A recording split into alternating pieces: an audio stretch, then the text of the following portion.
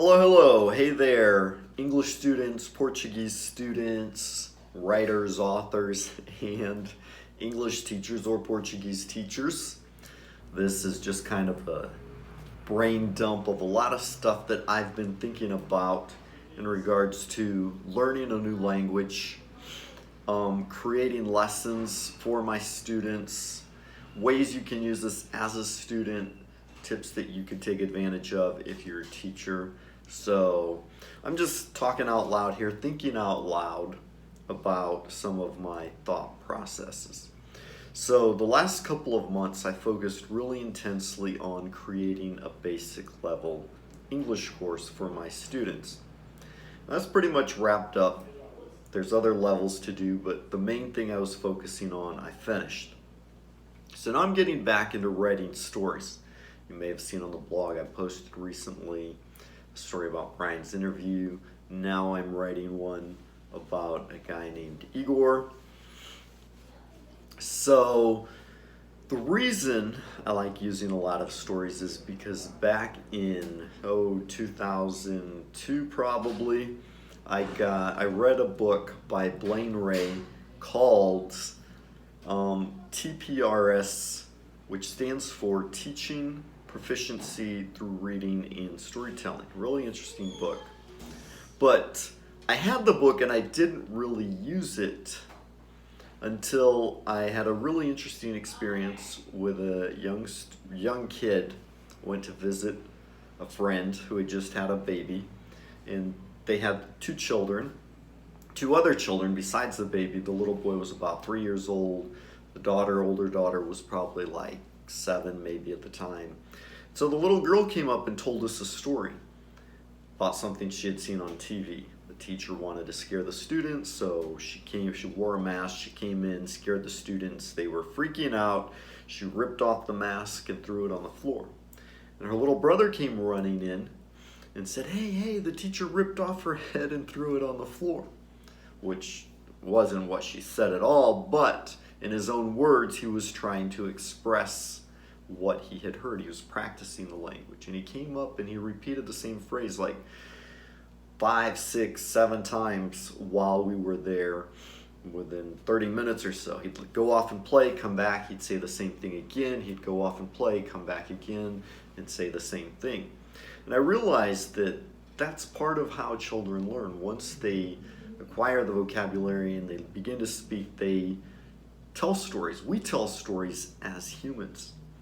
We talk about what we did last night, what we did last week, and it's generally in a story form. We like reading books, we like watching movies, and this is all an important part of the communication process.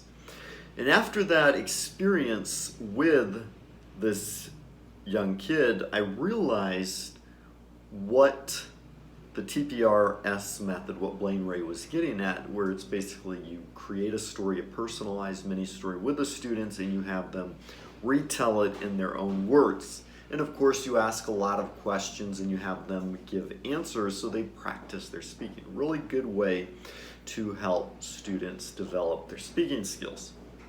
So if you're a teacher, try it out with your students. If you're an English student, try listening to stories, retelling them in your own words, and answering questions, or maybe even making up your own questions.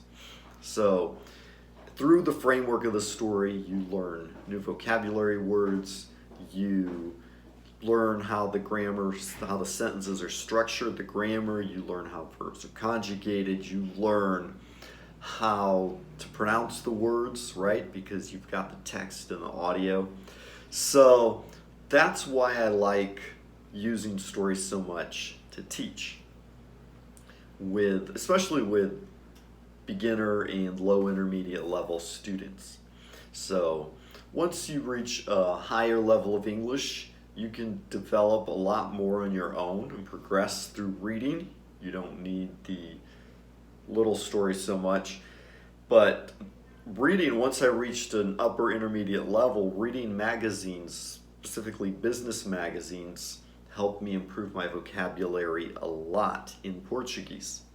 So all of these things are really important, which brings me to my thought process now, right? So I finished the beginner course. I'm writing stories. I'm working on one now. And follow along. I post my daily writing on Patreon.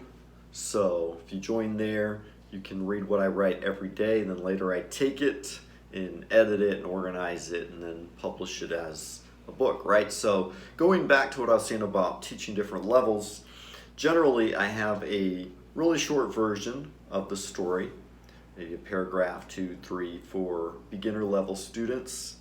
And then we have a more advanced version, longer version for students who are a little more advanced. And then of course the regular published version of the story itself, the audiobook version, which would be for, more advanced students or even native speakers and readers.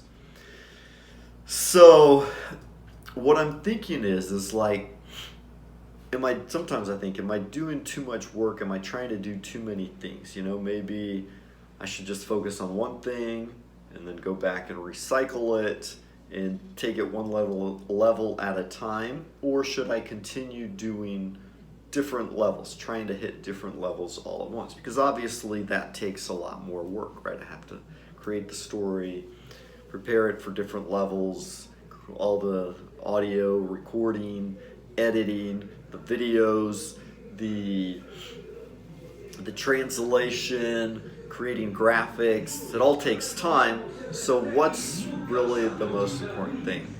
Soundtrack going by. So much noise pollution, frustrating. Maybe you can't even hear. But anyways, big truck driving by playing music really loud with a commercial. But anyways, back to my story. So, I'd like to hear from you, your feedback. What are your goals? What level is your English? What language are you trying to learn? English or Portuguese? Are you a teacher? Are you a student? That way I know how to best help you. So, for example, like on Patreon, I've got it set up where I've got different levels of material. So, for the basic level fans and friends, you get access to the daily writing and extras, behind the scenes stuff that I'm working on before it gets posted on the blog. Then I've got a level for English students, which is just if you want English lessons, vocabulary lessons, expressions, grammar, etc.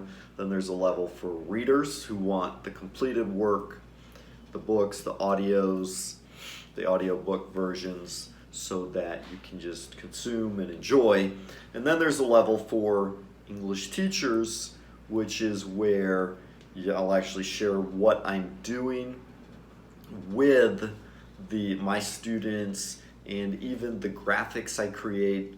I provide the editable links, so I create everything in Canva, so you can actually take my material, you can edit it, you can create your own version of it, change the links, change the images, do whatever you want. So it's ready, but you can change it however you want and use it for yourself. So that's kind of where I'm going with this. I just, if there's not a whole lot of interest in one area or not a lot of people, like let's say there's not a lot of English teachers, and I won't focus so much on that aspect of it yet. That's obviously something I want to do long term, but doesn't necessarily have to be a priority right now. So I'd love to hear from you. Leave your comments below. Let me know what you think. And in the next video, I'm going to talk a little bit about the process of actually how the best language students that I've ever seen learn. So I'm going to go ahead and wrap this up here now, and I'm going to wait to see your feedback, your comments, what you say. I look forward to hearing from you. It's always fun to read your comments, know who's on the other side of the screen watching, and how you're thinking, so we can continue this dialogue. All right, so I will see you in your comment or my next video.